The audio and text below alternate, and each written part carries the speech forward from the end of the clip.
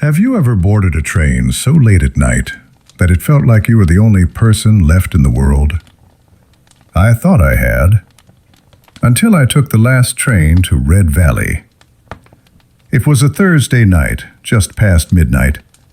I had stayed late at work again, trying to finish a project that should have been done weeks ago. My boss didn't care that the trains stopped running early. To him, deadlines mattered more than people. So there I was, standing alone on Platform 7, waiting for the final train home. The station was unusually quiet. Too quiet, even for midnight. The departure board flickered above me. 12:47 a.m., Red Valley, on time. I remember checking my phone to kill time, scrolling through meaningless posts, trying not to think about how empty the place felt. Then I heard it. Footsteps. Slow. Echoing. Coming from the other end of the platform. I looked up. There was a man standing near the vending machines. I hadn't noticed him before. He was tall, wearing an old brown coat and just standing there. Not buying anything. Not looking at his phone. Just watching the tracks. Something about him made me uneasy, but I brushed it off. After all, it was a train station at night. Of course there would be other weird people around, right? The train finally arrived. Its headlights cut through the darkness like tired eyes. The doors slid open with a hiss. I stepped inside. So did the man in the brown coat. The carriage was almost empty. Almost. There were two other passengers, an elderly woman sitting near the front, and a teenage boy with headphones on near the back. I chose a seat in the middle, as far away from everyone as possible. The train started moving, slowly at first, then faster, out into the blackness beyond the city. That's when I noticed something strange. There was no conductor, no announcements, no ticket checks, just silence. About 10 minutes into the ride, my phone buzzed. A text message from an unknown number. It said, "Get off at the next stop." I frowned.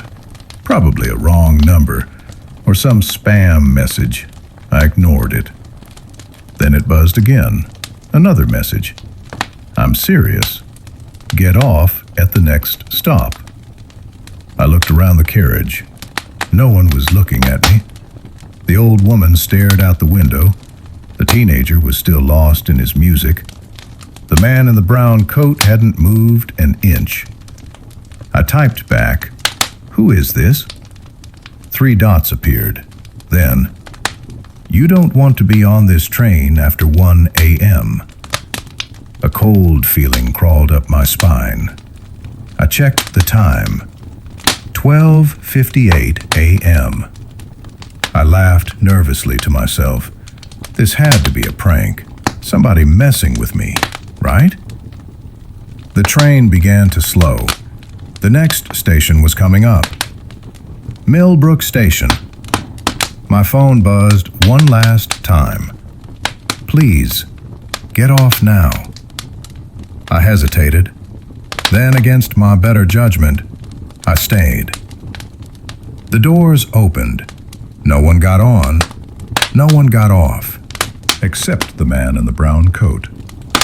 He stood up, slowly, and walked toward the exit. Before stepping out, he turned to look at me, and for the first time, I saw his face clearly. He wasn't looking at me.